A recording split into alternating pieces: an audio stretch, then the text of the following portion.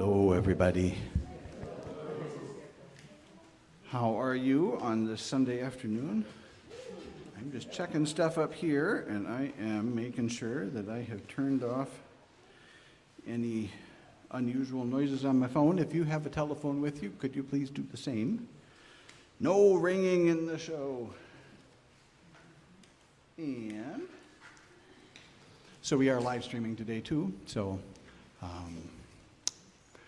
So if you're home, I haven't really started yet, but if you're home and you're hearing this pre-game announcement, you don't have to turn off your telephone if you don't want to, but I think that the show will be more enjoyable if you're not distracted by telephones.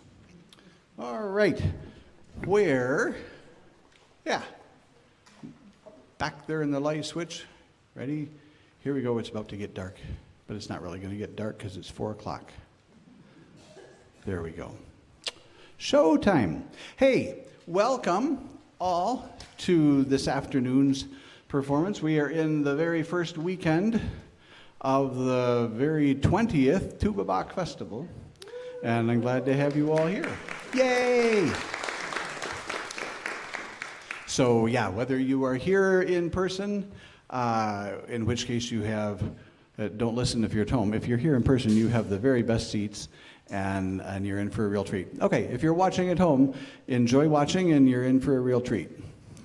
And come next week in person if you can. So here we are, week number 1 of the 20th year, and a really quick trip back. And I have to remember some other announcements too. But 20 years ago, when I didn't know it was going to be going on 20 years later, we just did what I thought were going to be 6 concerts in 6 weeks to say, here I am, I'm back in town, this is what I do. All questions answered. Started each one of the shows with one of the Bach cello suites, And that's why the name Tuba Bach was stuck on that particular series, and then we had so much fun that we're still doing it every year, 20 years later. And the name just stuck, even though I don't play Bach all that much. But this year said, well, 20 years, let's kind of go back to how all that started. And each one of the weeks is going to include each of the 6 cello suites. Each week we'll have one of them. But totally reimagined, so not any longer just a solo piece, but rethunk all together with whatever the weekend may be. Before I talk about this weekend with that and the other ones, I want to thank a couple of folks. And if you look through your program, all goes through here. There are lots of, in the center spread, there are a lot of names of individuals, many of you, thank you very much. There are, throughout the program, lots of businesses and advertisements in various sorts. And all of you and all of them are what make this all possible year after year after year. Couldn't do it without. Thank you so much. If you recognize some of those names, thank them. Tell them thank you for supporting and what they do. If you are one of those names, pat yourself on the back and thank you too. The businesses look through. If you know the business owners, thank them. If you don't know them, try it out, see what they're all about. And some of them are realtors, I get it. You can't go out and buy, not everybody can buy a house this week, but if you see Laura on the street, thank her, or Jack. It's important to me and to them to know that you notice the ads and know that they're supporting, and thank them for supporting, and that's a good way to do that. So want to particularly point out the 6 platinum sponsors. They're on the front too, but Ferris State University has been one of our supporters since the very beginning.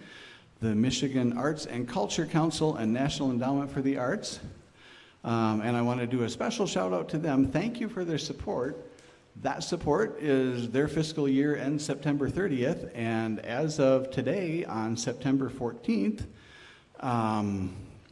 budgets haven't been finalized yet, but there's a very real chance that they may be eliminated. And so hop on the phone, write letters, do what you can, let your representatives in Lansing know that that's not what you would like. But we do appreciate their support that we have for now. And the Michigan State University College of Music and Lerner Financial, and Brad and Sarah out there, and the Gunder Myron and the Marlis Myron Memorial Fund for Education that helps us go into schools and things like that. We had a wonderful time taking magic into St. Peter's just Friday morning, so that was fun.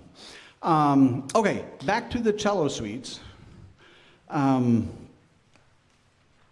The quick run through the 6 weeks, because they're all still coming up, because this is only the first one, but I've never tried a show with a magician before. I thought, I don't know how it's going to work, but I think it sounds fun.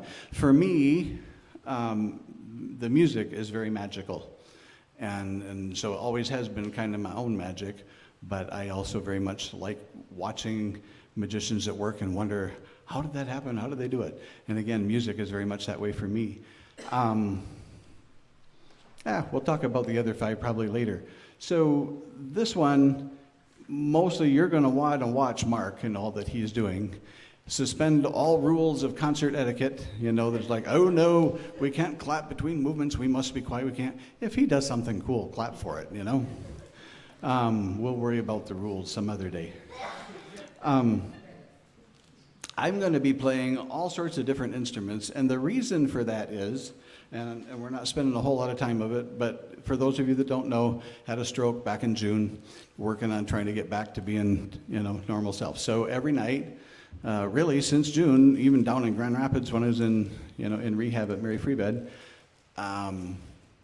every night go find a piano, go find a horn, go do something, and even if it was just a clonk, make myself do something. And music has been a big part of coming back, and all the different horns that I'm playing tonight all had a different reason and a different what they've helped with and what I've been able to do. You know, when my hands were not able to push or even hold up a big tuba, I had little baby ones that I could hold on to. And even if I could hold one, maybe the buttons, you know, went down easier. There's another one that doesn't even have any buttons because I could work to try to lift my fingers up, but they wouldn't push anything down, you know? So all of them had a reason for why they were there, and I thought I just wanted to kind of thank them for helping me get to where it is. So you get to, you know, hear a little bit about what that was all about. So enough about that. We are going to start the concert with the first Bach cello suite, and I get to do the music, and Mark gets to do the magic, and all of that's way more interesting if the magician actually is on stage. So you can read a little bit about him in his bio, but you need to know just how amazing this guy is and what a career he's had. He's had a 50-plus year career doing magic all over the world and on the big TV shows and in the big casinos, because that's where you do magic, and on the stages and out west and out east and in Europe and everywhere you can imagine, and you know, sharing tricks and talking backstage with all the people you can think of. You know, Penn and Teller that said, "Wow, hey Mark, how'd you do that? Show us." You know, when I asked Mark for a bio, you can read it in there, but it was just a very humble thing, and that's the cool thing about Mark too. And he's very real and all that, but please help me welcome to the stage the amazing Mr. Mark Tripp.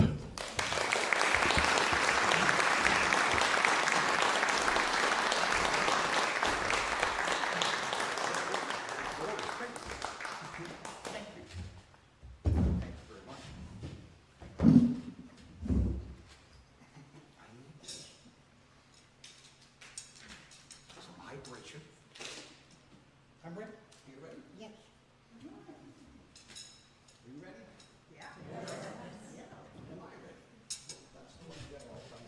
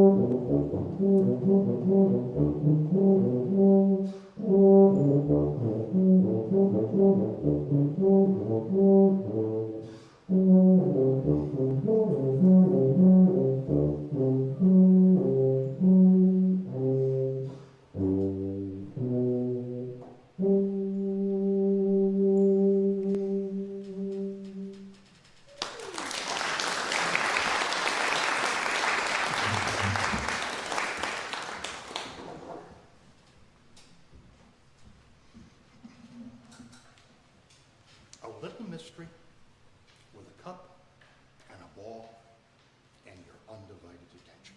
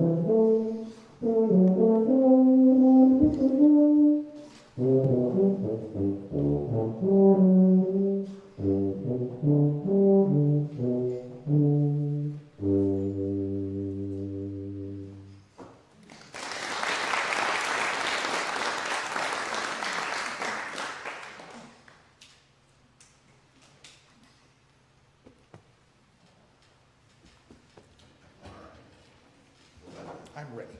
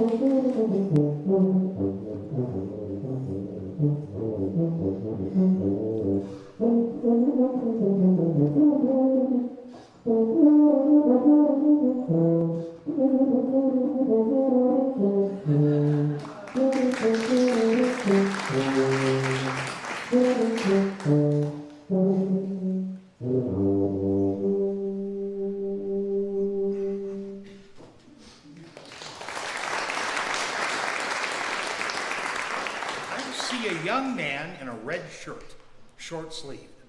Would you like to help me do a trick? Okay, let me get down here and we'll meet in the middle. Come on. That's wonderful to see you. Hi. What is your name? Say it again. Wonderful, Logan. May I shake your hand? May I shake your other hand? Logan, we are going to do an amazing trick with two handkerchiefs.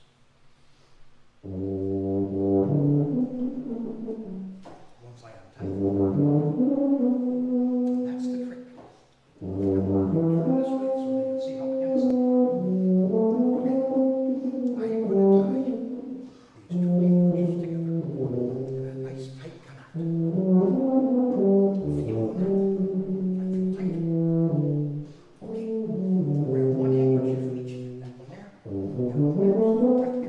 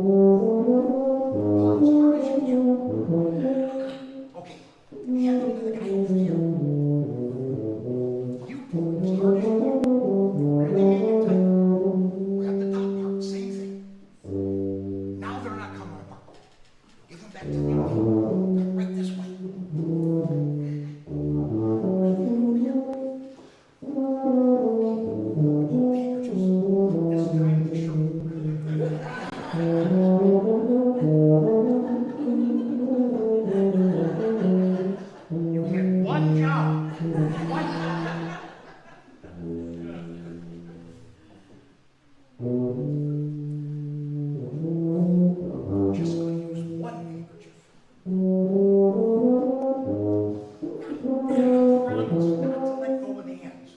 You can't untie the knot.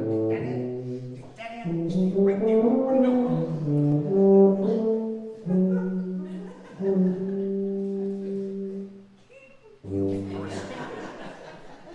Are you right-handed or left-handed?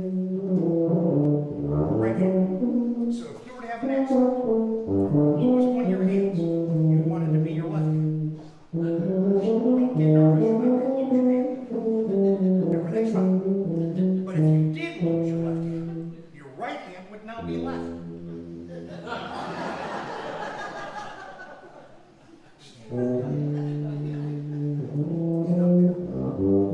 Trust me. Really?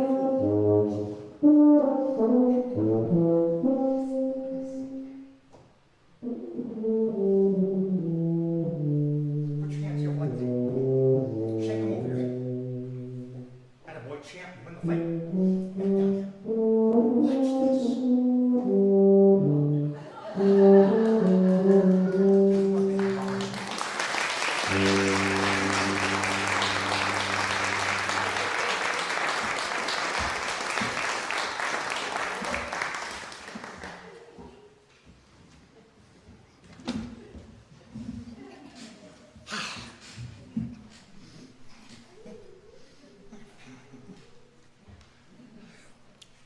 This is actually an antique. You know what an antique is? That's junk that made good. Yeah. Magicians used to do this trick all the time. And I think as we've lost the craftsmen, because the younger people don't want to learn the skills, we've lost people with the ability to make these things out of wood. But you used to have an empty hat. And if there's any woodworkers here, see me after the show. I was very fortunate to get one of these from someone who's 90 years old, and he can't make them anymore. But if you look at his attention to detail, you'll understand.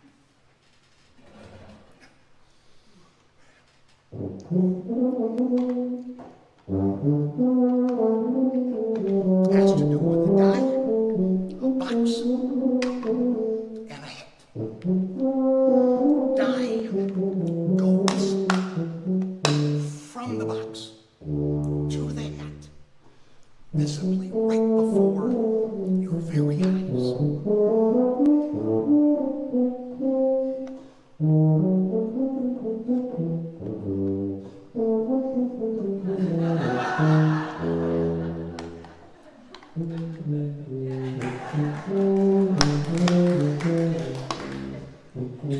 I knew you were going to be unimpressed. I just didn't know you were going to be unimpressed this much. Okay? Invisibly.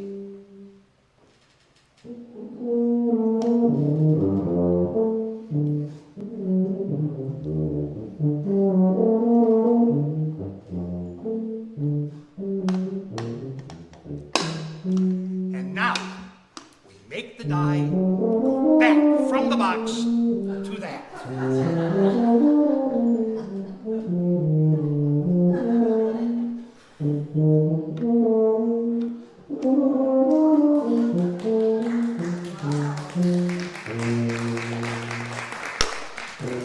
Now the die will disappear. Oh no, it's not over there. See? No die.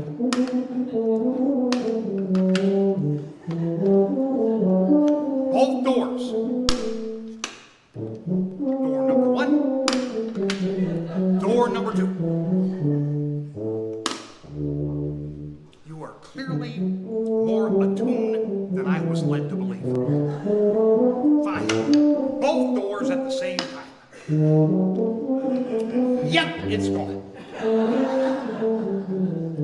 Well, I can't do this. You know it's in here. I mean, if I was a real magician, there'd be nothing in there, and the guy would be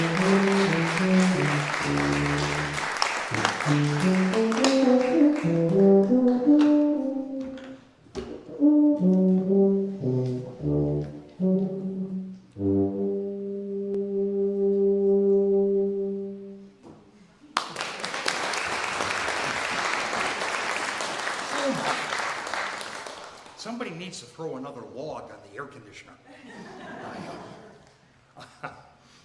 No, I can't complain. I know so many stories. About 3 months ago, back down in Davison, they had me do some camp out thing, and it was in this big dome building and theater. Well, there had been a horrible thunderstorm the night before, and as I was driving to the show, I began noticing that the stoplights were out. I looked over at the gas station and none of those lights were on. We get to the place, they've got no electricity. And I still had to come in and do the show. They opened up all of the blinds to try to get sun in there. No bathrooms because there's no lights and no air conditioning. But we persevere. Tell you what, at this point, while you listen to some more of Ed's wonderful music, I am going to teach you how to do a magic trick. I'm going to show it to you first, and if I get a big round of applause, I'll teach you how it's done so you can amuse the grandchildren. Okay? Here we go.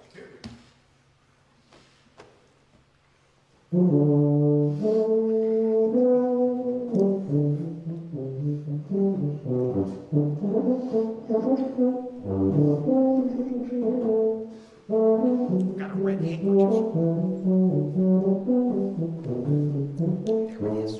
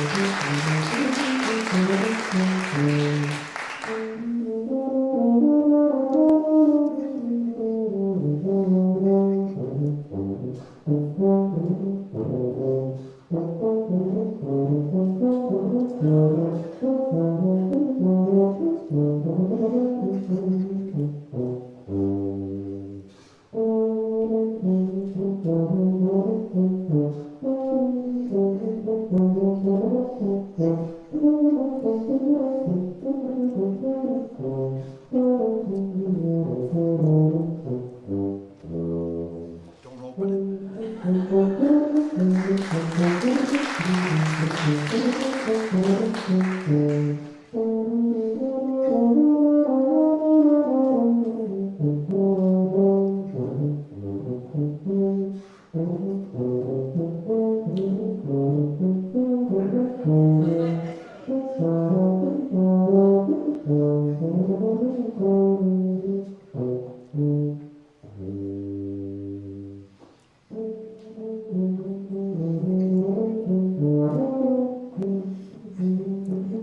The only thing for the rest of your time with the grandchildren, you can't open this can because they'll see the red handkerchief.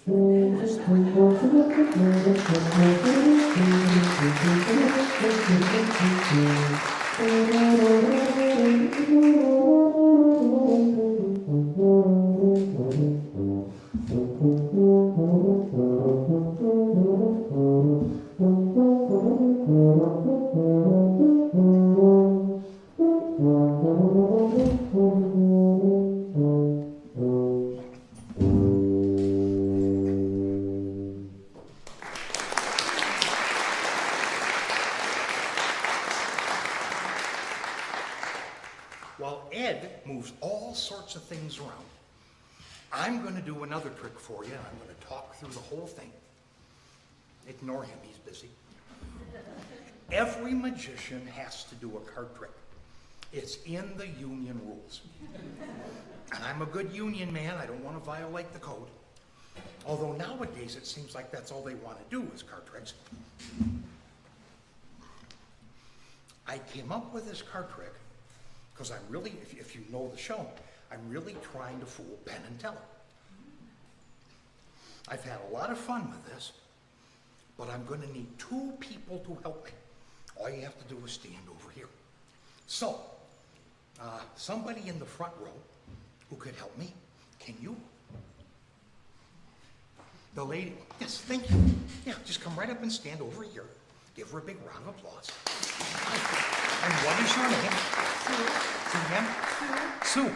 Okay, now Sue, before we begin, I'm going to give you this deck of cards. Just hang on to it. It's important to remember you got those first, before we did anything. Don't open them, don't play with them, just hang on. That way they're out of my control. I need one more person on this side, either a lady or a gentleman, it's up to you. Somebody. Okay, thank you. Stand right over here. And your name, once again, Amy. Amy, you'll notice I have a can without a label. It's a habit of mine. When I go to the store and I get my canned goods, I take the labels off, then I put them away. It makes mealtime really unique and exciting. You hold on to that one. Now, you might want to use 2 hands, it'll get heavy after a while. Ladies and gentlemen, what's important is you have the deck before we began, and you have that can before we began. Now, if I was to say somebody name a card, later when you're talking about this, you're going to say that person was in my employ, or I paid them to say that. So we're going to take some steps to make that impossible. Now, the lady sitting right here, have we ever met before? No. Then how do you know it's me? No. We've got 4 suits in a deck. Clubs, hearts, spades, or diamonds. Name any one of those. Diamonds. Ed, we could make money just... Diamonds are a girl's best friend. And guys, just so you know, ladies thought that up. I will prove it. Diamonds are a girl's best friend. But a dog is man's best friend. Who made that decision? Although I have seen some rings that were dogs, but that's another story. Okay, do you want to keep the diamonds or get rid of it? Keep it. Okay, we're going to keep the diamonds. You had a perfectly free choice. Now, the lovely lady with the dark hair in the 3rd row. What is your name, ma'am? Vanessa. Vanessa. Very pretty name. Vanessa, face cards or number cards? Whatever you pick, we're going to use. Face cards. Do you want the ace to be a face card or not? No. No, okay. So that leaves us with the Jack, Queen, King of Diamonds. Now it could be any card, but we're down to the Jack, Queen, or King. Ma'am in the 2nd row, big smile, flowers on your blouse. What is your name? Kathleen. Kathleen.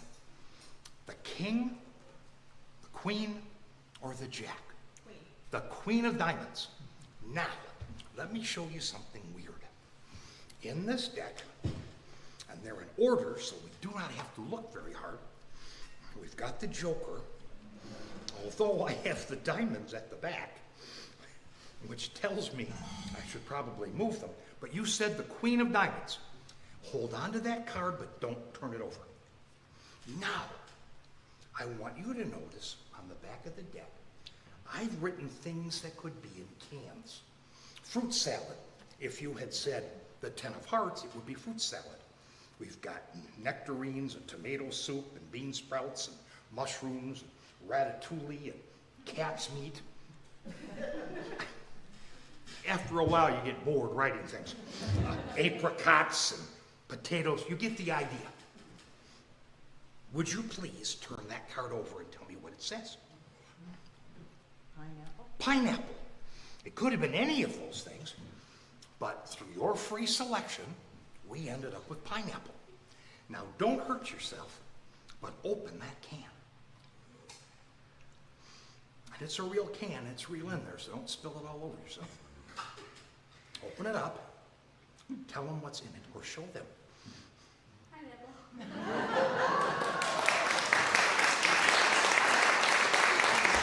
Now, after the show is over and you go for ice cream and cookies and stuff, you can put pineapple on your ice cream. But thank the two of you for helping and all the support. Okay, I'll take it. Back to your seats, thank you. All right. So the next piece it says in your program, Blues and Variations for Monk. And the monk in question is Thelonious Monk. David Amram taught, he's 90, I think 94 now, taught horn, French horn, and composition out of the University of New Mexico. And somewhere along the line had met and became friends with Thelonious Monk, and he wrote this piece for him. So that's what the piece is. As promised, for weird little horns, I call this my piccolo tuba.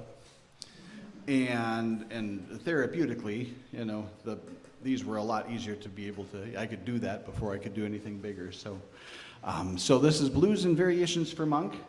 Those of you that know my son Noah said, wouldn't it be cool if it had like drums and cymbals with it? And I said, yeah, you coming up? And he said, nope. So here you go. Oh, I got to do one thing over here that I forgot. Sherlock Bones, the world's smartest sheepdog.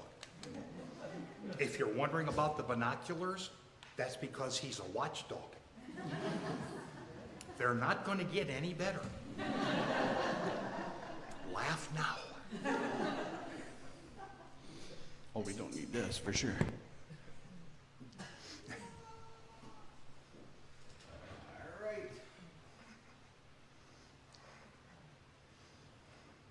All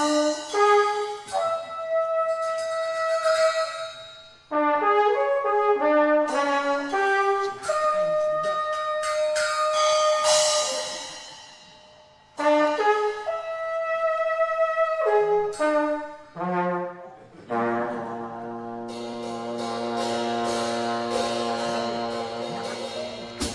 Give me the ball.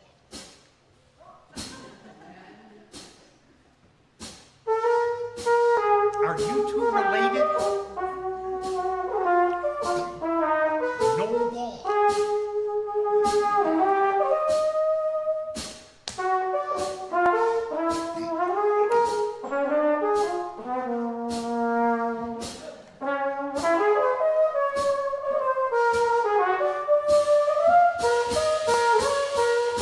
No. The young man who helped me before. Come on. No. The young man right there. No. The young man. Come on. Right up here. You're going to help me. Just get over here. Okay.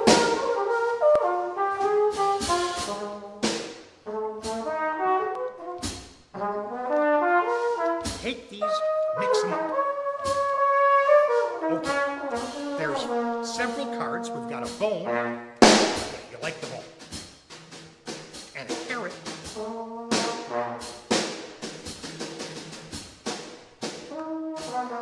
An egg.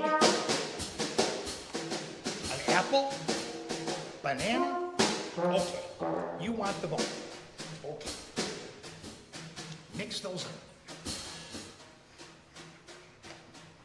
We are going to blindfold the dog. No peeking.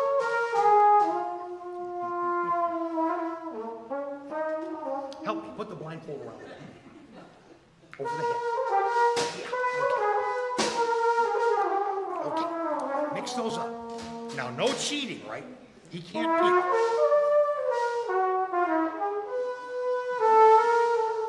What? You stinker. Okay, keep him down. Hold it up to his nose. No, one at a time. Okay, that's the egg, no good. All right, that's the apple, no good. Okay, that's banana, no good.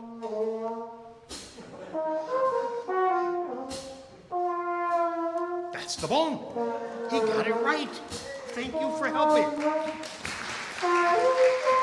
Well, I guess because you did it right, you get the bone. After the show. After the show. After the show.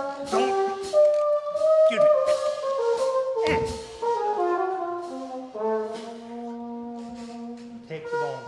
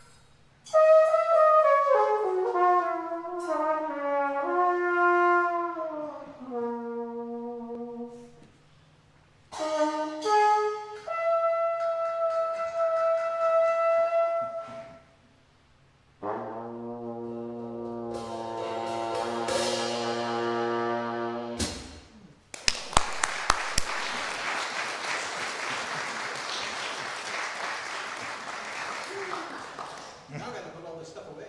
I know. Okay, carry on while I put stuff away. All right. This really has a little bit of history to it. I don't know how many of you were born and raised in the Detroit area. They had wonderful children's programs back in those days. And when I was a young man, on Saturdays, I'd get on my bicycle. You could do that back then and not take your life into your hands. And I would ride over to my grandmother's house, and depending on the weather or the season, I would cut her lawn, edge it, or rake leaves, or help around the house. And we always stopped at noon, because that's when I had lunch. And Grandma always made me ballpark hot dogs, back when we made them in Michigan, and they were wonderful. And of course, Kraft macaroni and cheese. Now, when you're a kid, that's a pretty good lunch. Little sidebar, give this a try, trust Mark. Instead of butter and milk, the next time the grandkids want macaroni and cheese, use French onion dip. Trust me. Makes a wonderful thing. Kids just love it. But you had to finish by 1 o'clock. Because at 1 o'clock, Sonny Elliott and a program called At the Zoo would come on. And that, of course, sometimes they'd have snakes. And sometimes rattlesnakes. And when you were a young boy, that's cool stuff.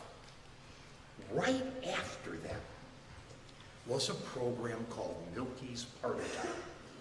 And that was brought by the Twin Pines Dairy. Because in those days, most stores, especially small local stores, couldn't have a big refrigeration unit. So getting fresh dairy was hard. So they would deliver it to your house. And Twin Pines was one of the delivery services, and you had the milkman, as they call it in those days. And they'd bring you your milk or your sour cream or your cottage cheese or any of those kind of things. And the spokesperson was a white-faced clown named Milky. And Milky did magic. And that's when I sort of made the decision. That looked pretty cool. Maybe I'd like to do that too. And over the years, and my young friends, library, all sorts of books in there. To the grandparents. Last night I did something with a young lady. Please think about it. Get them a book on magic, not a tape. Don't look online. They're going to have something in their hand. Read the book, follow directions, and get a result. Is that not all of education? They get good at it, it'll be easier for them in school. But years later, I actually met Carol Fox, who was Milky the Clown. And this next rope trick was his trick, and he was kind enough to teach it to me. And we're ready now to show it to you. And I hope you like it. And just quick explanation on the music. So there are three, this is a set of three little short etudes by Eugene Botza called Etudes on, this is the English version, Etudes on Carnatic Modes, Carnatic from India. And he was a French composer, died back in 1991. And in general, his stuff is crazy and difficult to play, very challenging French conservatory stuff. And this stuff is like that, but unlike the other stuff being very French, he had a chance to go to India and studied their music and came back and wrote for, I think, 5 different instruments in clumps of 12 to 15, but etudes based on these Carnatic modes. So there's 3 of these I'm going to play.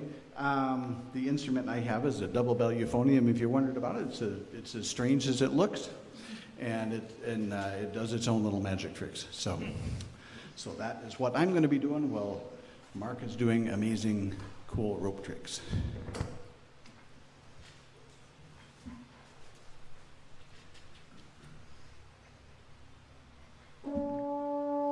Just a piece of rope, I promise.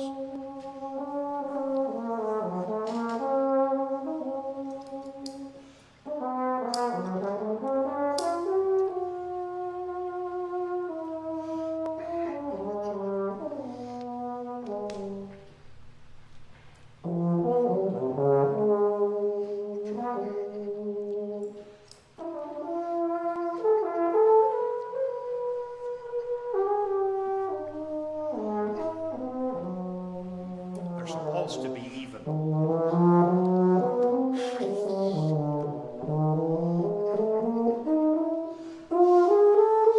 Let's try again.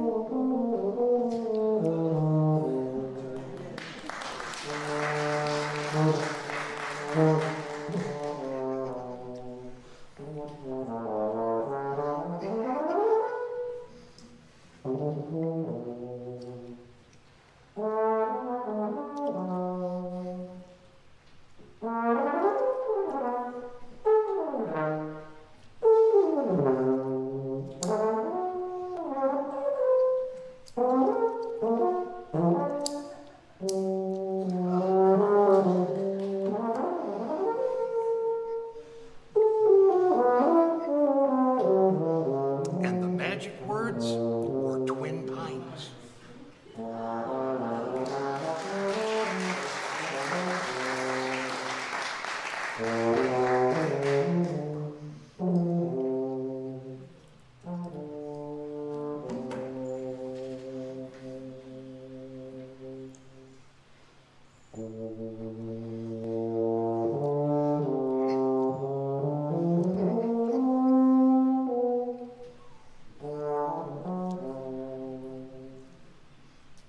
Say the magic words I learned in church. Bingo!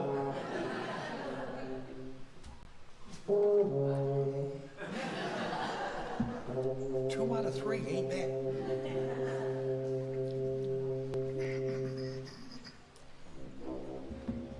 Got an idea.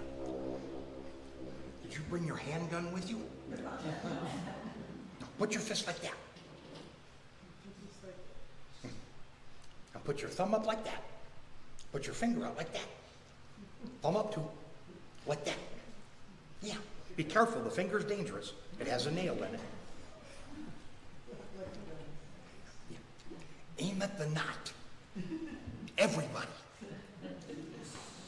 Not here, up here. When I say 3, yell bang. 1, 2, 3.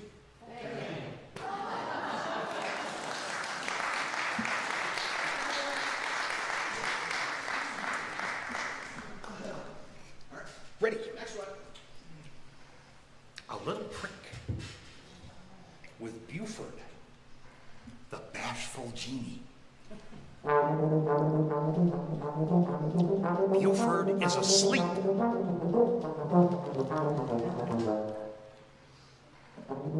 Buford is awake and angry. Buford, grab the rope. Buford, grab the rope.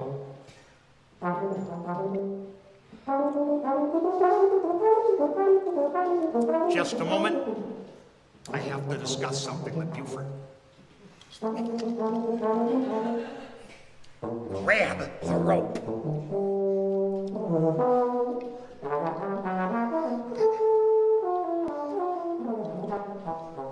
Buford has grabbed the rope.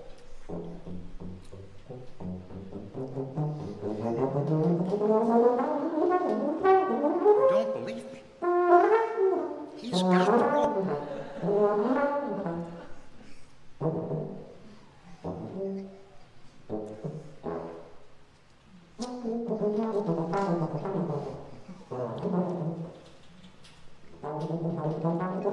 We can try it later, but it won't work.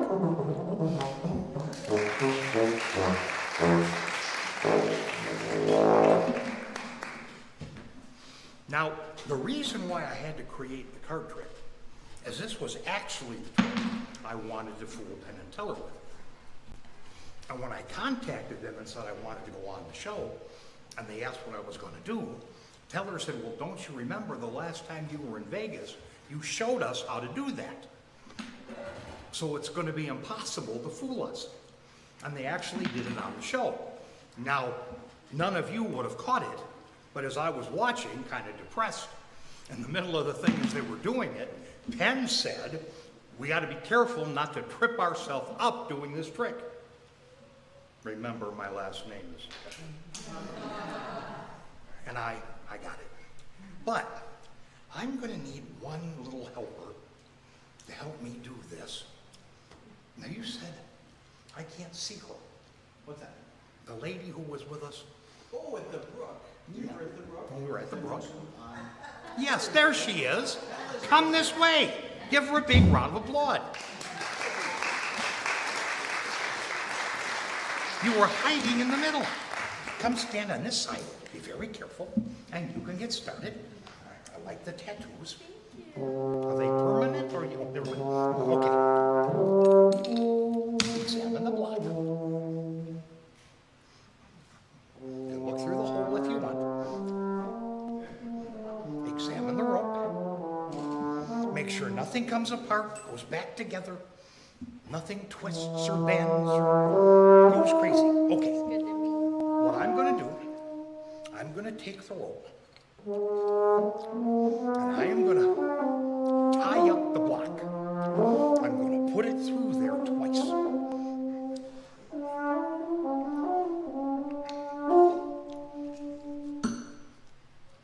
All right. Now, you hold that end. Okay, I'm going to put my foot on this end. Now, I can't. All right, now, put it here. Hold it tight. I'm going to move it up and down the rope. Hang on tight. Go back up a little bit. Yeah. As I move it up and down the rope, you say stop. Right here. I'm going to change your mind. Give it a big pull. 1, 2, 3.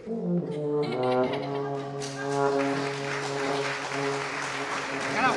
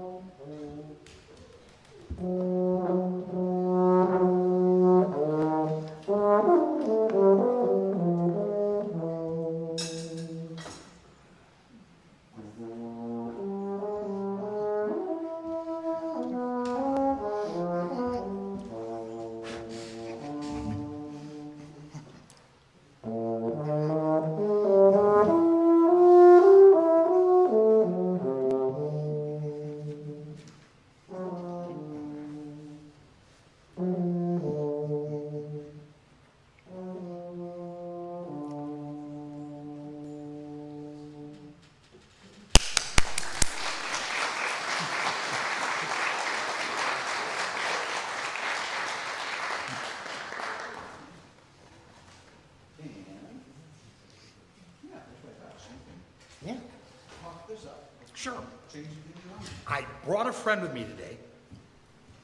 He likes to do magic too. Oh, hold on. Hold on. Yeah, I think we're at that part. No, I want to do the master's. Oh, okay, that's not how. It says right here, rabbit. Oh, you're right. No, you're right. I see it. I'm an idiot. I'm a putz. I did it wrong. Don't mess with my brain.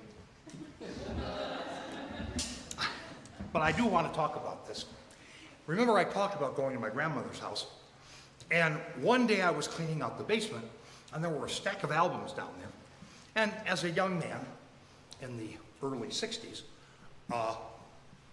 none of the artists appealed to me in any way, but there was an album there by Andy Griffith, Sheriff Taylor. One side was monologues and jokes. Absolutely hysterical conversation of Sheriff Taylor, the country boy, going to a football game for the first time. Years later, I heard somebody take that whole routine and not give credit. But on the other side, there were recitations and poems and things. And he did a poem on that side called The Touch of the Master's Hand. And I was very deeply touched by it, but I didn't think anything about it. Fast forward a good 15, maybe even 20 years, and one of my mentors, Ireland's tallest leprechaun, the late Billy McComb, he used to close his show with a trick with a little piece of thread. And he told a whole lot of jokes, and he finished with the finale. Now that wasn't me to tell the jokes and do the things, but I liked the trick. And that record sort of stuck in my mind, and it became, and I don't want to be braggadocious or anything, but it was sort of a God moment, because this trick, whether gospel shows or secular, this is normally how I close my show, with the poem and this trick.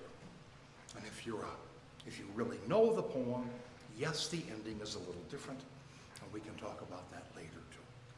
But ladies and gentlemen, and that's a light. We're going to change the lights so you can see the string, just so you know. Fluorescence under the black light. But last night when there was no light coming in outside, this really popped. But please.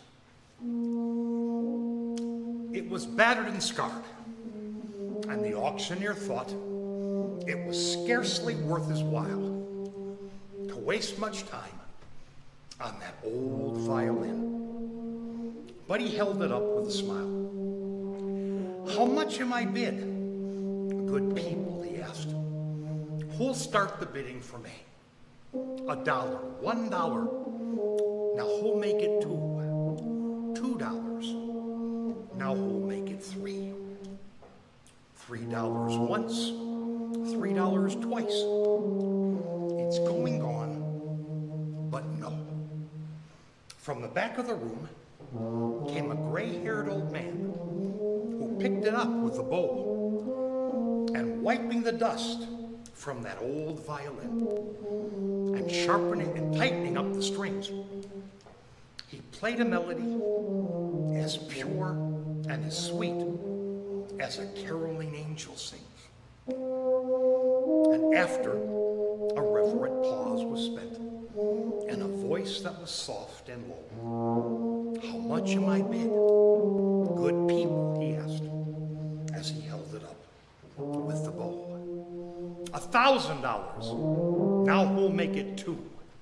$2,000. Now who'll make it $3? $3,000 once, $3,000 twice. And going gone, said he. The crowd did cheer, but some, they said, "We do not quite understand. What was the difference?" And swift came the reply. "'Twas the touch of the master's hand." For many a man with life out of tune and a soul that is scarred by sin is auctioned cheap to an uncaring crowd much like that old violin.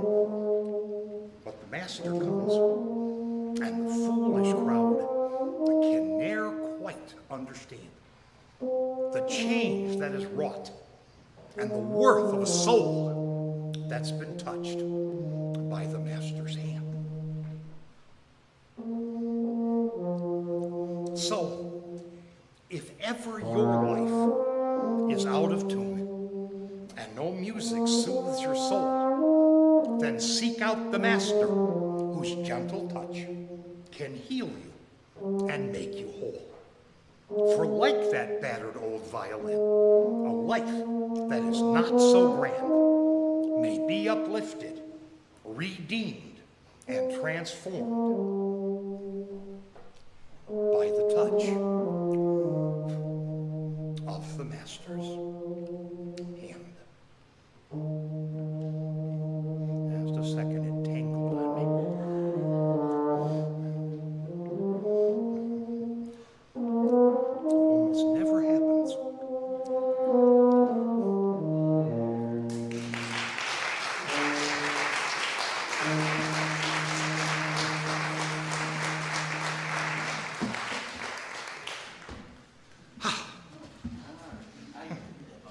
Now, we can go back to the other. My fault. I should tell you about, 3 months ago, I had to have carpal tunnel surgery because I couldn't feel this whole part of my hand. Trust me, it's real tough to be a magician when that happens.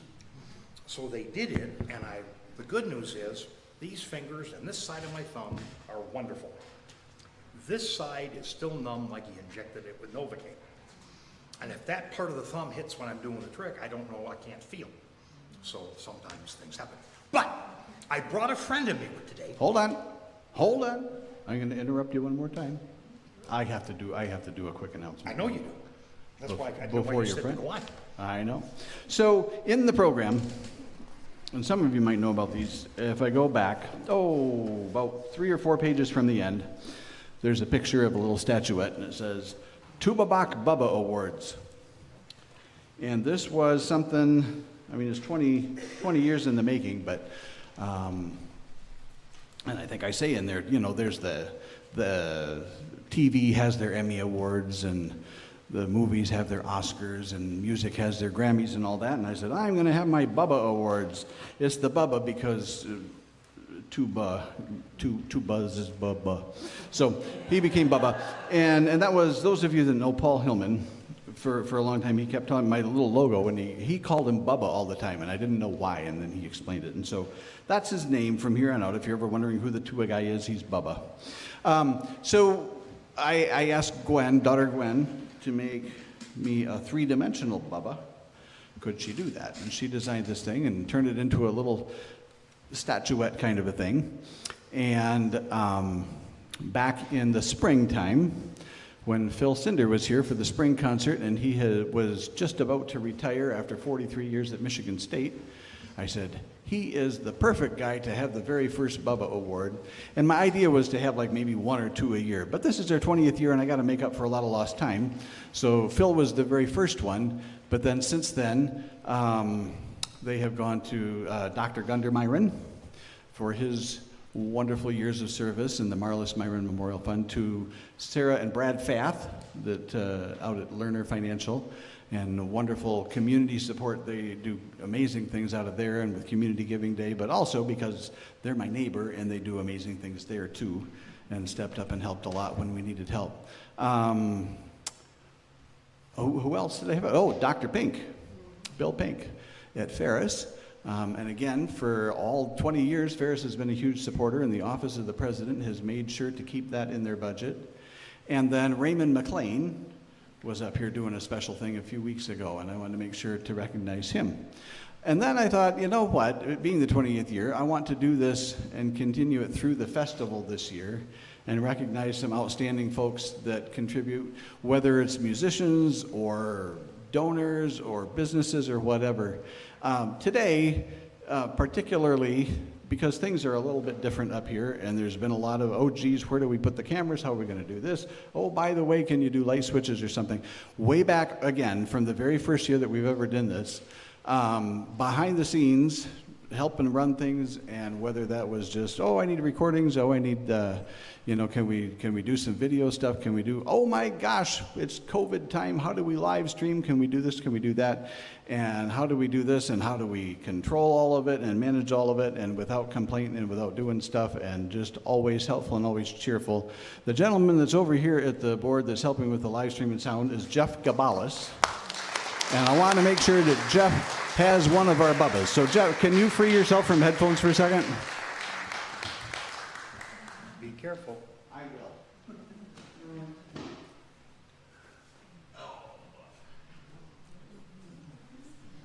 So there is one of them. This is what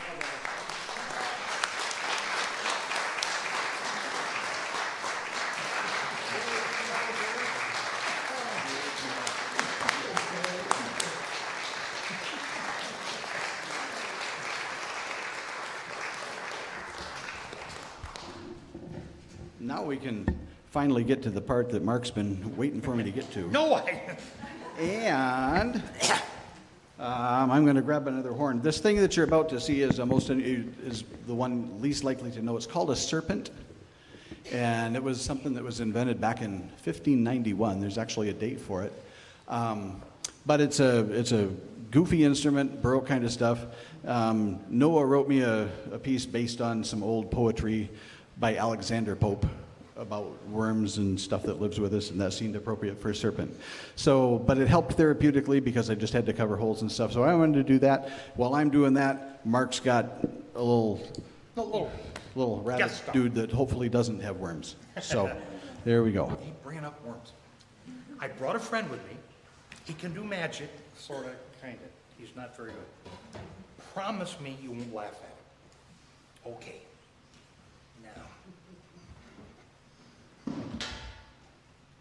I know it's kind of on the mark, a rabbit in the hat. Come on, buddy. Ladies and gentlemen, it's Boris the Baffling Buddy. Give him a big round of applause.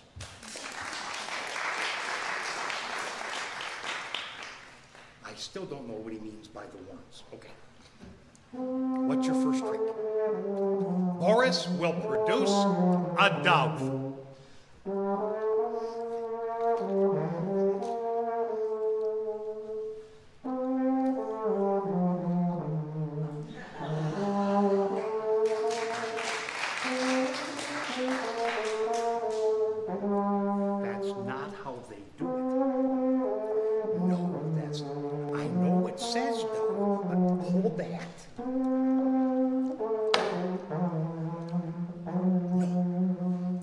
Your next trick. You're going to do the great chain escape. That's pretty impressive. That's like Houdini and stuff. Can you get the chain? Okay. Ladies and gentlemen, Boris the Baffling Bunny and the great chain escape.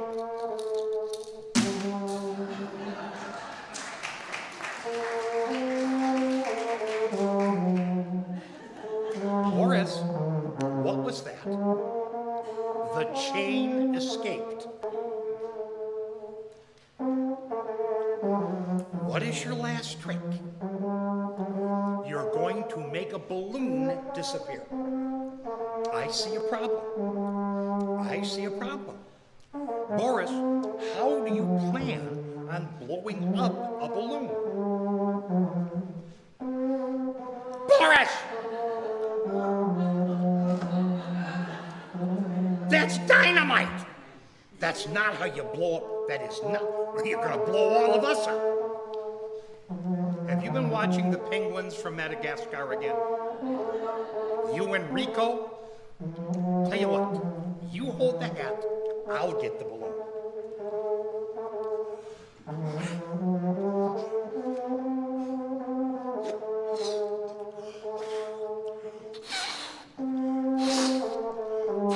This is the hardest part of the show. I had to do it last night for a state trooper. Sing. It gets harder every year, let me tell you. Okay, Boris, hold the balloon. Now, ladies and gentlemen, Boris, the baffling bunny, is going to take the balloon and get down here. Boris, the baffling bunny, is going to make the balloon get down here. Boris, the baffling bunny. Boris, it's not funny. I'm not full of hot air. Get down. Open. I'm in the... Don't! Boris, are you ready? No, don't nod your head. Make the balloon disappear.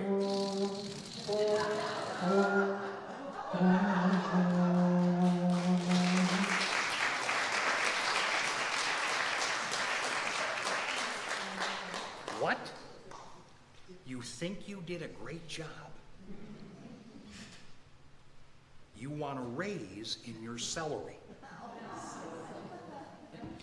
We'll talk about it after the show. Say good night.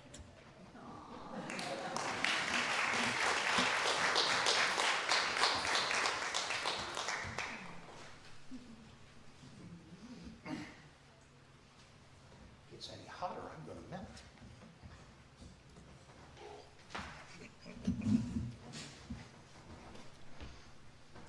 This is kind of interesting, guys. This, I wish it was an original, but it's not. This was actually originally a toy made, as those of us of our generation know, by craftsmen. You would get one thing like this on your Christmas tree.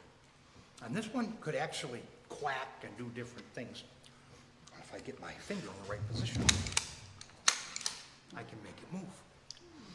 Well, as I said, this is a copy, because if you had one of the originals, they are worth about $2,500. But a guy used to make them out of Chicago, and a very famous magician named Harry Keller. He came before Houdini. In fact, when Eric Weiss, who would later become very famous as Harry Houdini, he took the first name Harry from Harry Keller. And Keller had the idea, could we make the duck do a trick? And so to that end, we shall.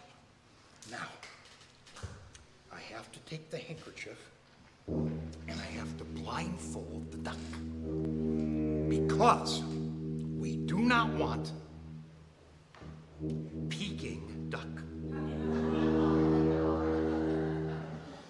I warned you.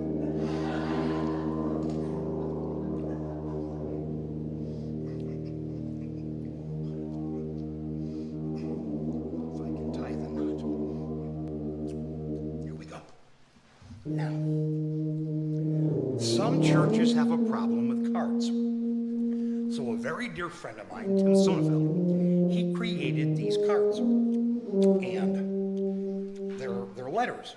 There's a D. Let's not do them upside down. That's kind of crazy. You've got letters of the alphabet, F and T and O and just all sorts of things. And a wild and crazy design on the back. Now, I'm going to mix them up just a little bit so you know they're not in any particular order. Okay? And obviously there's duplicates because there's 26 letters, but 52 cards in the deck. I'm just going to slowly shuffle the cards. Ma'am, all you have to do is just say stop anywhere. I won't go fast. I won't try to trick you. When you feel comfortable, before I run out of cards, just say stop.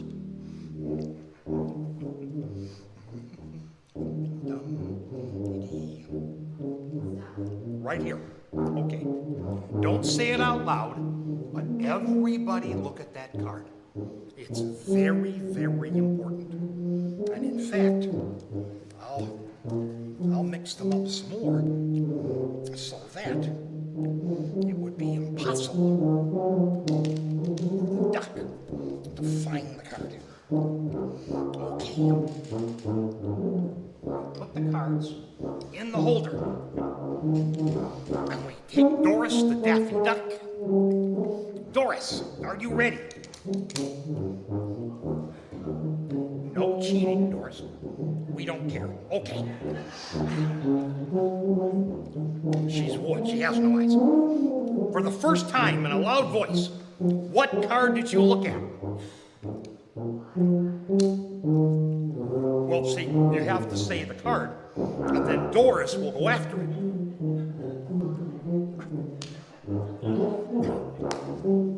Well, see, this is the part of the show where Doris finds the card.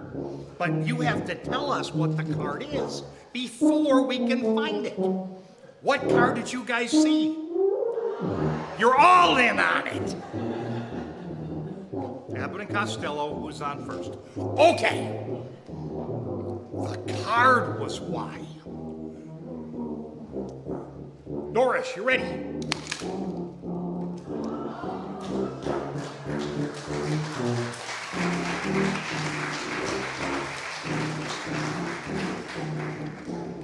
Doris made a mess.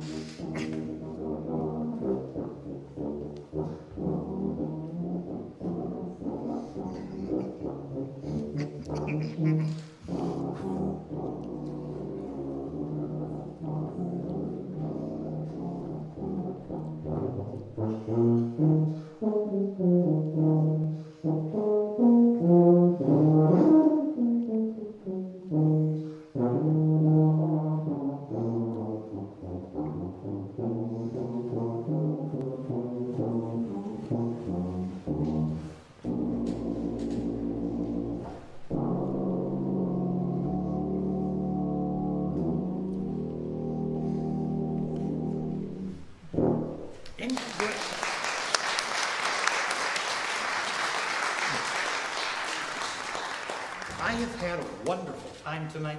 There's only one more. And I get to do a speech before. That's right. So go ahead. My last time, because there's only one more. Okay, so most important thing to know about is that right after this last number, there is over on the other end of the building, as has been the tradition for 20 years now, Mom's Desserts. Today is cupcakes and ice cream. There are, I think, 6 or 7 or 8 different flavors of cupcakes. I know that there's 6 different flavors of ice cream, and it's all, some of it's Hudsonville ice cream, some of it's Ashby's from up House of Flavors in Ludington. It's good stuff. So please stick around and eat, and that'll be great.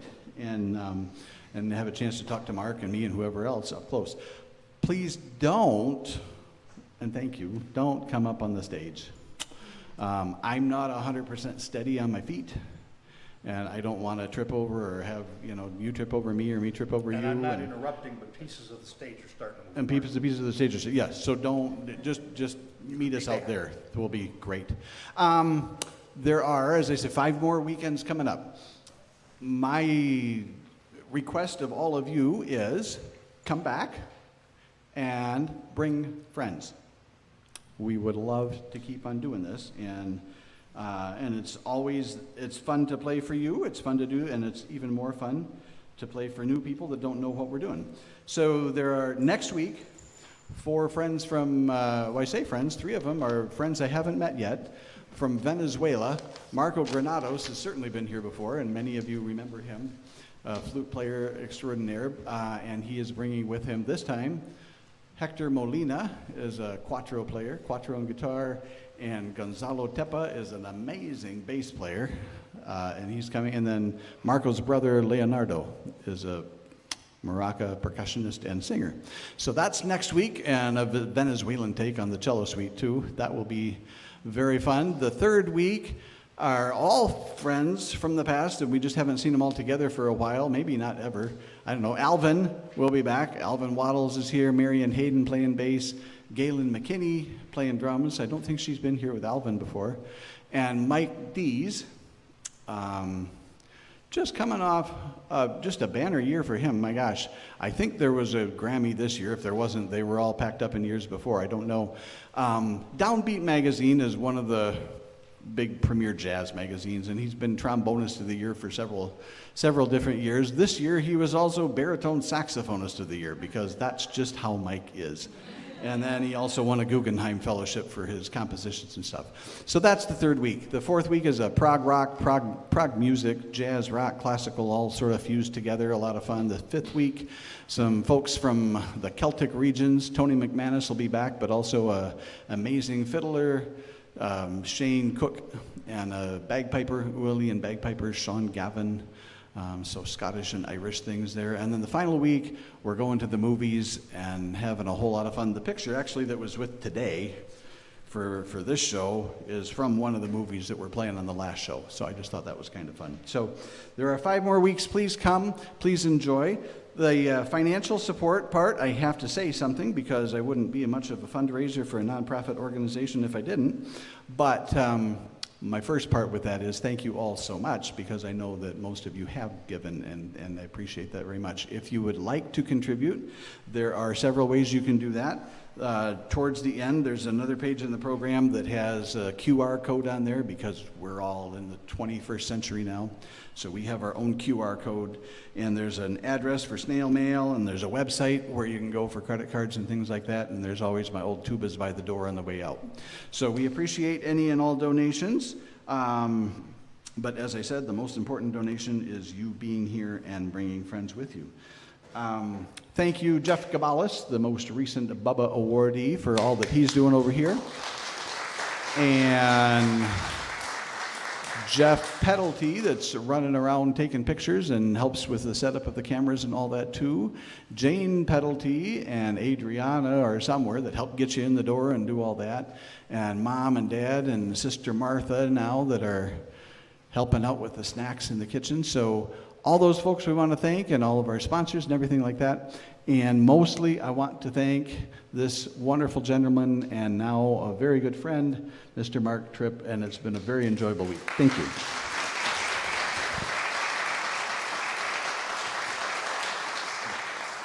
The words you're looking for were in the Muppet movie. There's not a word yet for old friends who've just met. This is a very true story. Another one of those God moments, I guess. Years ago, I did a traveling illusion show. And one of the tricks in the show was the floating light bulb. Now that was a great idea because you have to dim the lights to see that the bulb is lit. And that hid the secret to the trick. But every time you do it, you got to set it up before anybody gets there. And you have to set the lights. Because if they can see the method, the trick really stinks. So I had a very dear young magician friend of mine, Jeff Hobson, who became very, very big in this business. And he's floating the light bulb, and I'm adjusting the lights. And I'm watching him float the light bulb, and I'm thinking, wow, he must have done this before. He's really putting that light through its paces. And he's this and that, and really going. And then he puts his arms like this to raise the light bulb over his head.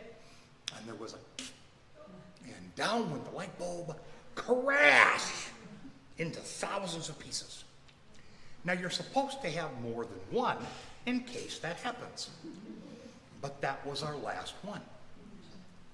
So now, with the arrogance and hubris of youth, we went running to Kmart. We didn't have Target or Walmart back then. Now we're running up and down the aisles. Now I'm trying to find a great big light bulb. I'm going to drill it out.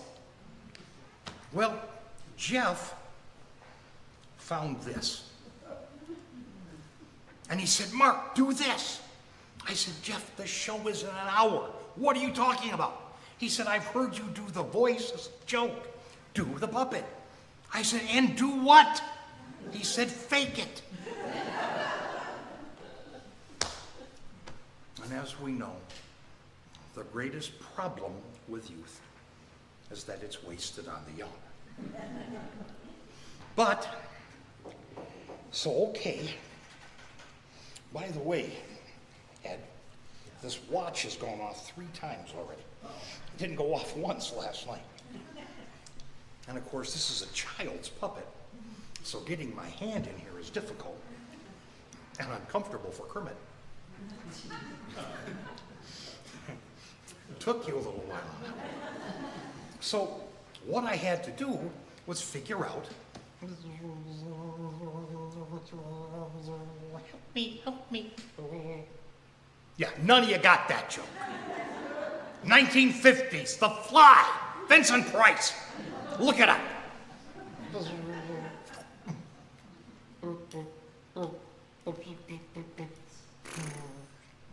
Don't do that with a bumblebee. Then you had to come up with jokes. What's your problem? The lady in the front row. What's wrong? She's bothering me. She's not even looking at you. That's what's bothering me. Oh, I know him. Oh, him. Oh, Ed. You know Ed? Yeah, Dirty Ed. Now wait a minute. Where do you know Ed from? He used to date my sister. Ed used to date your sister? Yeah, she slapped him twice. Hold on. Ed is a very nice man. Are you saying that your sister slapped Ed because he was getting fresh? No, she thought he was dead.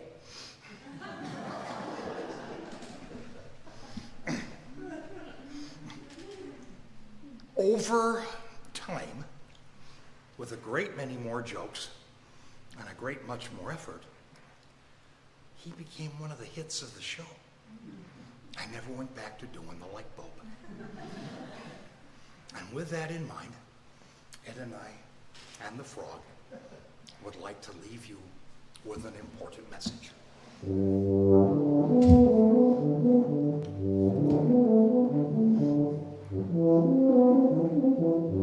He'll give us a clue.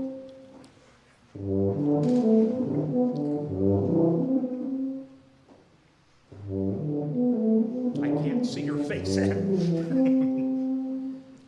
Why are there so many songs about rainbows? And what's on the other side? Rainbows are visions, but only illusions. And rainbows have nothing to hide. So we've been told, and some choose to believe it. I know they're wrong, wait and see. One day we'll find it, the rainbow connection, the lovers, the dreamers, and me. Your turn. Who said that every wish would be heard and answered when wished on a morning star? Somebody thought of that and someone believed it. Look what it's done so far. What's so amazing that keeps us stargazing? And what do we think we might see? One day we'll find it, the rainbow connection, the lovers, the dreamers, and we. All of us under its spell. We know that it's probably magic. With him around, it's always magic. Shh. Have you been half asleep? And have you heard voices? I've heard them calling my name. Is this the sweet sound that calls the young sailor? The voice might be one and the same. I've heard it too many times to ignore it. It's something that I'm supposed to be.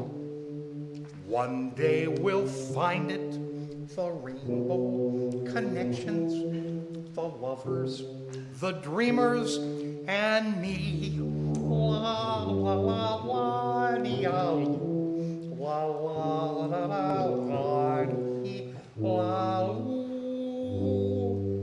Thank you and good night, everybody.